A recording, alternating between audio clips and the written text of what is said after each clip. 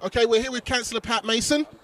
Councillor Mason has been very active in the Friends of Meanwhile Garden campaign, and here we are at Athlone Gardens, and he's here again. Pat, can you tell us what do you feel that the links are between the Meanwhile Gardens issues and the issues around Athlone and with Kensington Housing Trust and so on?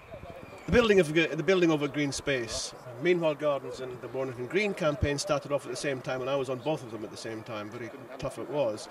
And it just seems to be that green space is expendable. At Meanwhile Gardens, they want to build a block of flats over green space, and here they want to build this development over green space. They call it, the buzzword is unlocking land value. In other words, they come into our area where 84% of the people in this area do not have any gardens or local green space, and only 3% of the borough landmass is green space, and that is loaded towards the rich south. And they come into our area, and because they don't want to spend any money from the council's vast reserves, they say we will unlock your land value, which means stealing the people's land and building rich people's housing over the top of it, excluding the community who have got to go somewhere else. And that's what they call development and improving the area for local people. In fact, those local people here will not be there because all of the surveys tell us that when you decant estates, 80% of those people never come back, and they know that. And the reason they don't come back, of course, is because they put the children in schools and nurseries, and they just don't come back. So the entire community disappears. That's what they call unlocking land value and helping people into better lives, only not here. It seems this whole issue has been going around since 2000. I mean, 8 years on from the sort of very beginnings. Do you feel that there has been sort of progress in blocking this agenda from the council? Well, in terms of Warrington Green and Kensington Housing Trust, we've blocked the building over the entire estate and building over this gardens. We've blocked that 3 times now. This is the third time. I mean, what these people will not realise is that local people, these parks belong to them. These areas belong to them, and it's no good going out and giving some lip service saying, "What do you think?" and then going ahead and doing what you like against their wishes. It's happened here, and it's happened at Meanwhile Gardens, and it's happened elsewhere. And we've won a whole string of battles over the last 20 years to save nurseries and schools where they used the same argument, and when the community was united and came together, we defeated them. And I believe we will defeat them here because there's no way on God's earth that we will allow them to build over this green space we are standing in now. I told Kensington Housing Trust at the time, "You'll do it over my dead body." And that is what will happen. I will sit in front of bulldozers. I will do anything if it comes down to that.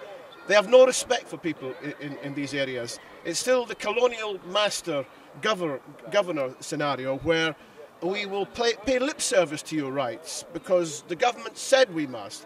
But actually they sit in the rooms, and I've been in the rooms with them, where they're talking about people as if they were still in the slave age. We will just go in and do this because this is for their best interest. What about the people out here? Well, I was elected to represent these people, and so are the other councillors you've talked to today, and it's our duty to make sure that doesn't happen because we are one of those people. They have no respect. They still have no respect for the people here. Yes, we've heard of comments from certain councillors calling Golborne a dung heap and so on. I mean, with this sort of an attitude from the people at the town hall, what do the local residents? What can we really expect from this council? I mean, you know, what can we really sort of feel any more that they can do? When we said at the town hall that people need to be given respect, need to be listened to, their ideas need to be taken on board, that they need to then take these ideas and propel them into practice at Meanwhile and here, they said, "Oh, but you're being obstructionist. You're against improvement. You're against these people having a better life. You're against them having better area to live in." This is what they do. They say if people have got the right to make their own decisions, that if we give them the right to make their own decisions means that we're obstructionist, and they pillory us in the press and character assassinate us. And I was character assassination over Meanwhile Gardens because I wanted to give people the right to say what they wanted to say about their own area and make a decision. I was called everything short of being cast into the wilderness, and they couldn't do that because I'm an elected councillor. But that's what they do. They have no. They just think that people have got no. They think we're idiots. When they were closing down the Notting Hill Post Office some years ago, and I went to the High Court, a group of residents there took the post office to the High Court for failing to consult them. And when we asked them in the High Court, the post office chief executive Why was it that you didn't properly consult with these people? Why was it you didn't give them information? Why was it you hid all this information that you're now telling us that you used to close this post office? You said these people wouldn't understand. They just wouldn't understand if we give them information. And you've still got that at the town hall. We know best. We were elected, they said. We were elected as a majority, and you'll just have to put up with it. They tell us.